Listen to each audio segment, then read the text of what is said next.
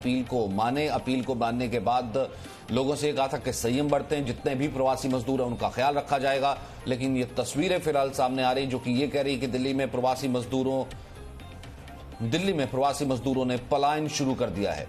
दिल्ली में प्रवासी मजदूरों का पलायन इस वक्त शुरू हो गया है।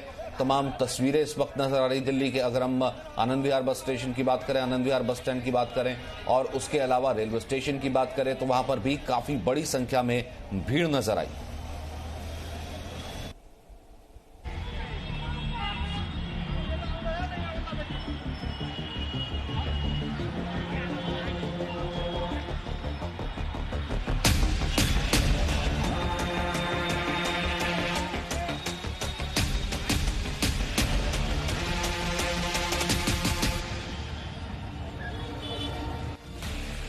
ये दिल्ली है जो कल रात 10 बजे से 6 दिन के लिए लॉक हो गई। लेकिन आप दिल्ली में लागू हुए लॉकडाउन से 2 घंटे पहले की हालत देखिए। सुनामी की तरह फैलते कोरोना के बीच दिल्ली में भयावह भीड़ थी। भीड़ में शामिल ये लोग अपनी ही जान के साथ खिलवाड़ नहीं कर रहे हैं तो और क्या कर रहे हैं। जैसे जैसे रात होती गई, दिल्ली से अपने गांव जाने वालों की मुसीबत बढ़ती चली गई।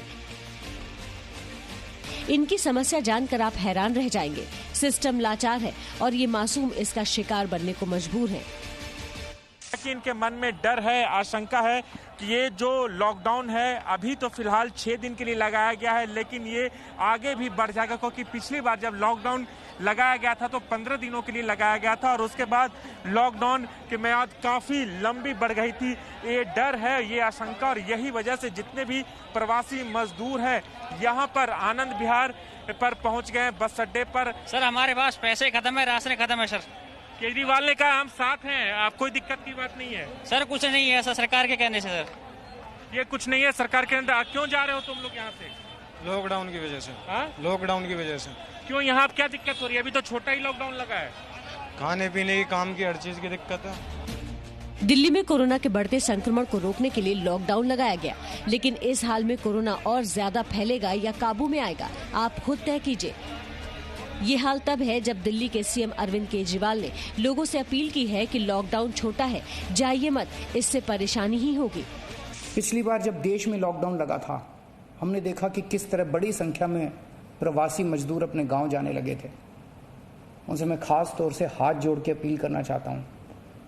ये छोटा सा लॉकडाउन है, 6 दिन का। दिल्ली छोड़ के मत जाइएगा।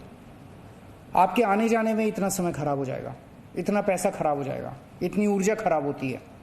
दिल्ली में रहिए। दिल्ली से लाखों लोग अपने गांव जाने के लिए आमदा हैं।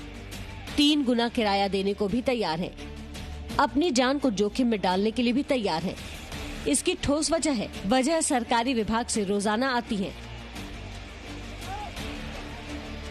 जरा इन पर नजर डालें। पिछले 24 घंटे में दिल्ली में कोरोना से 240 मरीजों की मौत हो गई। यानी बीते 24 घंटे में दिल्ली में हर 6 मिनट पर एक मरीज की मौत कोरोना से हुई है। दिल्ली में कोरोना से मौत का ये आंकड़ा अब तक का सबसे बड़ा आंकड़ा है। पिछले 24 घंटे में कोरोना से दिल्ली में 23,686 नए मामले। दिल्ली में कोरोना से पॉजिटिविटी रेट 26.12% है। इतना ही नहीं, दिल्ली के अस्पतालों में अब तक सिर्फ 54 आईसीयू बेड कोरोना मरीजों के लिए खाली हैं। अब ऐसे में ये लोग दिल्ली छोड़कर भागेंगे नहीं तो और क्या करेंगे? क्या आपके पास इनके सवालों का जवाब है? केजरीवाल जी की अगर हम बात मानते भी हैं, हम रुक जाते हैं 1 हफ्ते के लिए, तो क्या पक्का है कि लॉकडाउन हट जाएगा? नहीं हटेगा। ये अपने सर के ऊपर जो है फिर हम झोला रख के निकलेंगे यहाँ से। अगर तुम्हें लॉकडाउन करना ही था तो 1-2 दिन की मोहलत देते, जो लोग अपने घर चले जाएं। कम से कम 1-2 दिन की तो मोहलत देते। अभी ये क्या एकदम बोले और आज ही 10 बजे के बाद में लॉकडाउन है। 2200-2300 रुपए जो भी इकट्ठा किया मैंने, अब मैं 200 रुपए में अपने घर पहुंच जाता था।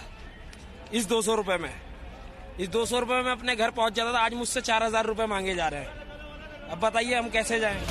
रात के 1 बजे ये तमाम लोग अपने घर क्यों जाना चाहते हैं? इसका जवाब आपको शायद मिल गया होगा।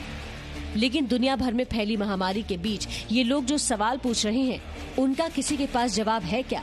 राजू राज के साथ ब्यूरो रिपोर्ट, जी मीडिया, दिल्ली। हम लोग करते हैं दिल्ली का हाल जानते हैं। इस वक्त वरुण भसीन इस वक्त हमारे साथ एलएनजेपी से मौजूद हैं, साथ ही साथ हमारे साथ राजू राज सराय काले खां से मौजूद हैं, हमारे साथ अविनाश मौजूद हैं उदयपुर से और मेघना मौजूद है मुंबई से। सबसे पहले वरुण, मैं आपका रुख करना चाहता हूं इस वक्त अस्पताल की क्या स्थिति, क्योंकि ये लॉकडाउन का मकसद ही यही है ताकि हेल्थ सर्विसेज को दुरुस्त किया जा सके, बेड्स की संख्या बढ़ाई जा सके और लोगों की आवाजाही जो कि इस वक्त चल रही थी हॉस्पिटल की तरफ, उन्हें थोड़ा सा रोका जा सके, सीमित किया जा सके।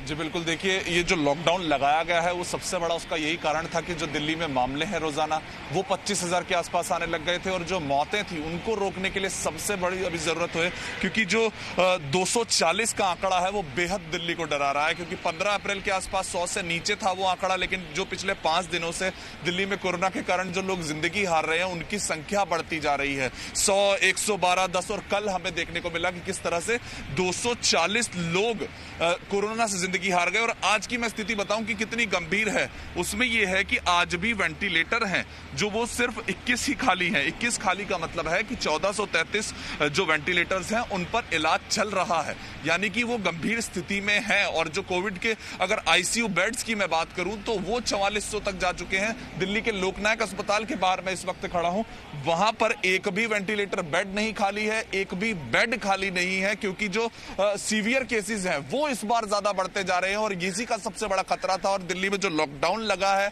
वो पूरे 6 दिन का लगा है, उसका डर सबको था, लेकिन अब जो स्थिति है वो दिल्ली में बिगड़ रही है, क्योंकि जो सीवियर केसेस है नंबर वो बढ़ चुके हैं। मैं आपको हालात दिखाऊं, यहाँ पर बाहर सड़क पर परिजन जो है वो दिन रात यहाँ पर गुजार रहे हैं। इनके खुद के RT-PCR टेस्ट की शायद रिपोर्ट अभी आनी बाकी है, लेकिन अपने परिजनों के साथ यहाँ पर पूरी जानकारी के लिए रुकते हैं, रात भर रुकते हैं कि सीएमओ आएगा, जानकारी देगा। तो आप देखिए ये हालात किस तरह से हैं, एक भी बेड खाली नहीं है। एम्बुलेंस जब आती है तब उसको लौटा दिया जाए तो आप सोचिए क्या हालात हो जाएंगे। और सबसे बड़ी चिंता इस वक्त दिल्ली की यही है कि अगर लॉकडाउन लगता है तो वो 25,000 से 20,000 से या 15,000 तक हम मामलों में पहुंचते हैं।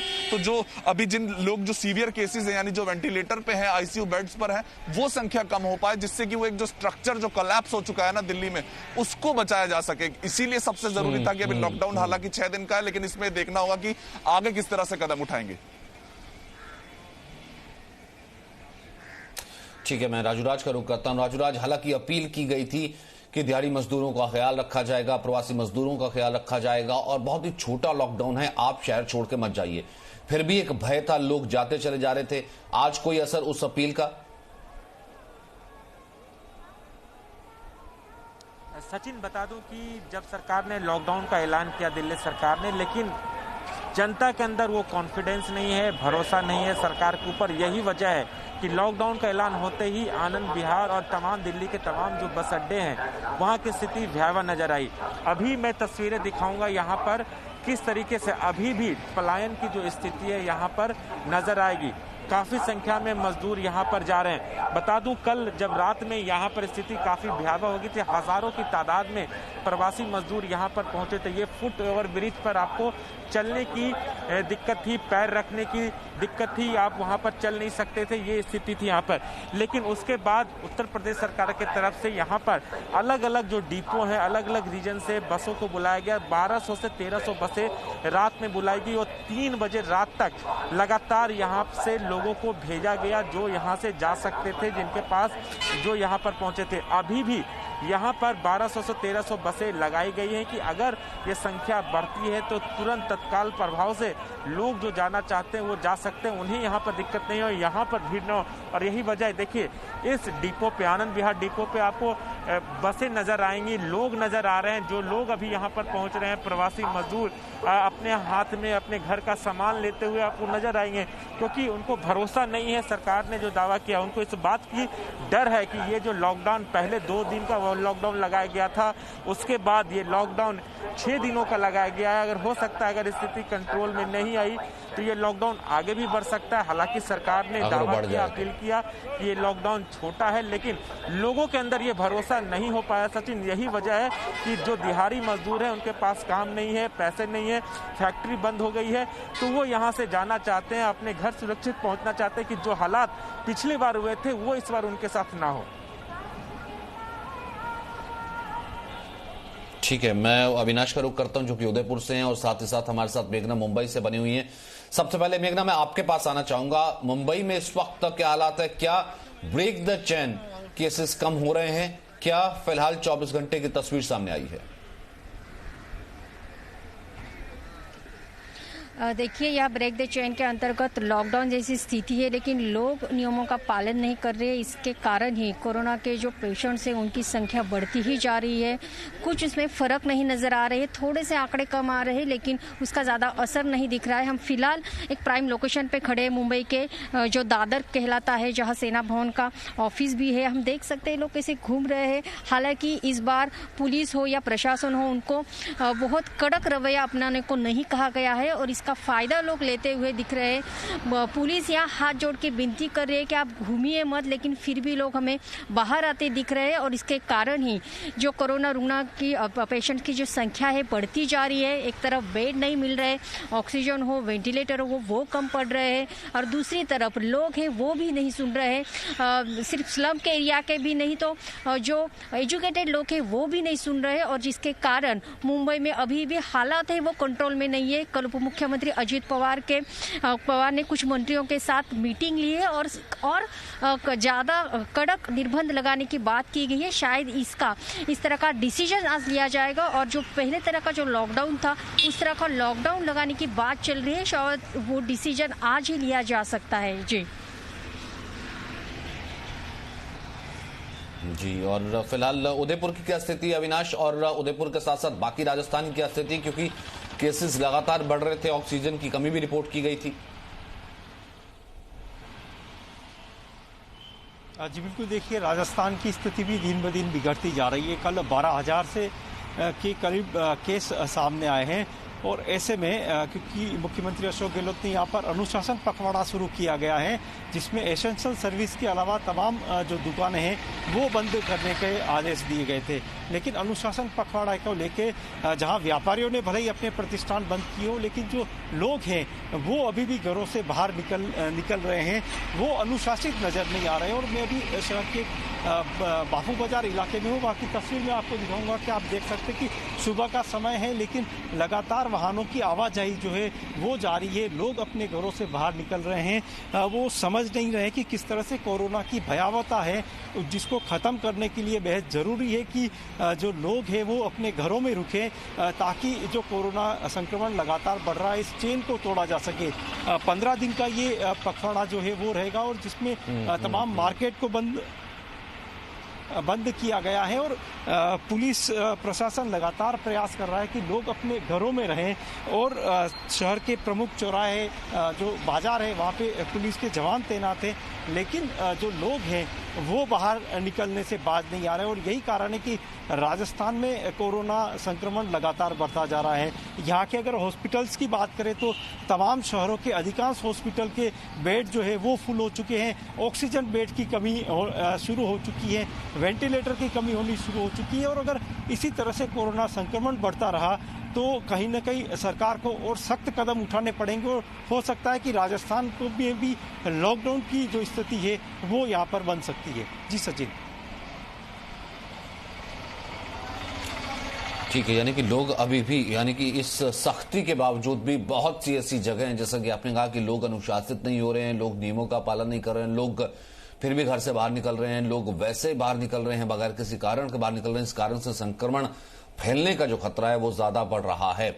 और यही तर्क राजूराज जब आप वहां पर मौजूद थे उन लोगों को दिया, क्योंकि एक तर्क ये दिया गया था कि बहुत छोटा लॉकडाउन है, आपका ख्याल रखा जाएगा, जब तक आप पहुंचेंगे तब तक तो लॉकडाउन खत्म ही हो जाएगा, आपकी फैक्ट्री, आपके उद्यम खुल भी जाएंगे। फिर भी उसके बावजूद लोग जाने को तैयार थे, लोग वहां से जा रहे थे, क्यों? सचिन, देखिए, जो कॉन्फिडेंस होता है, जो भरोसा होता है, वो अभी जनता के बीच और सरकार के बीच नहीं है।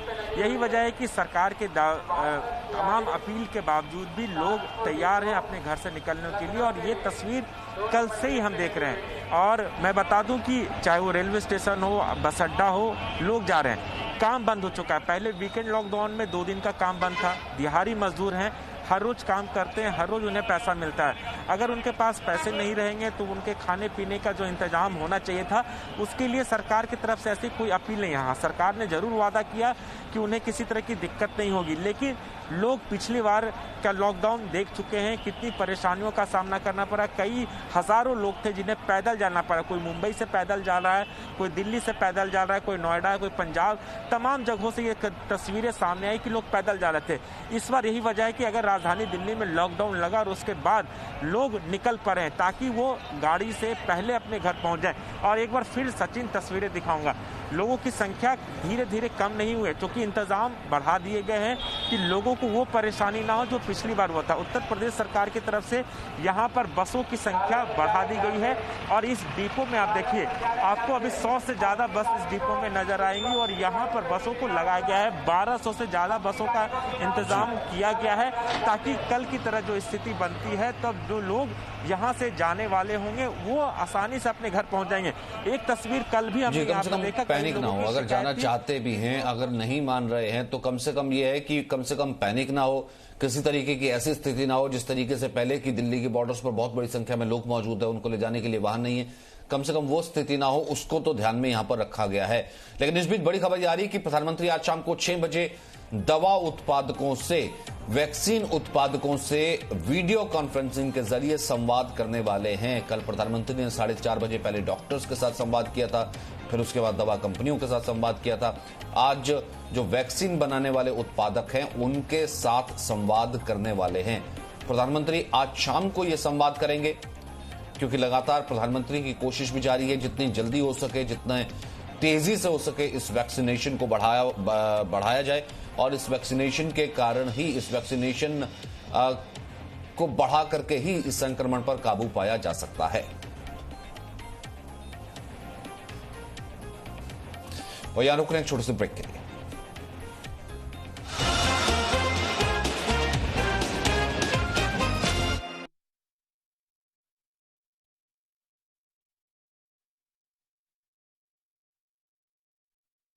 किया जा रहा है। Great tragedy has occurred.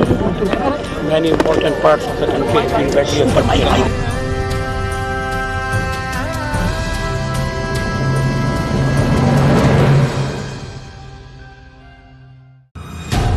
आज जी न्यूज वो खुलासा करने जा रहा है जो अभी तक भारतीय टेलीविजन में रिपोर्टिंग के इतिहास में नहीं हुआ है। करोड़ों रुपए के घोटाले का पर्दाफाश किया है। इसमें न तो खुफिया फाइलों का लेन देन हुआ, न ही कहीं से किसी सोर्स ने खबर दी।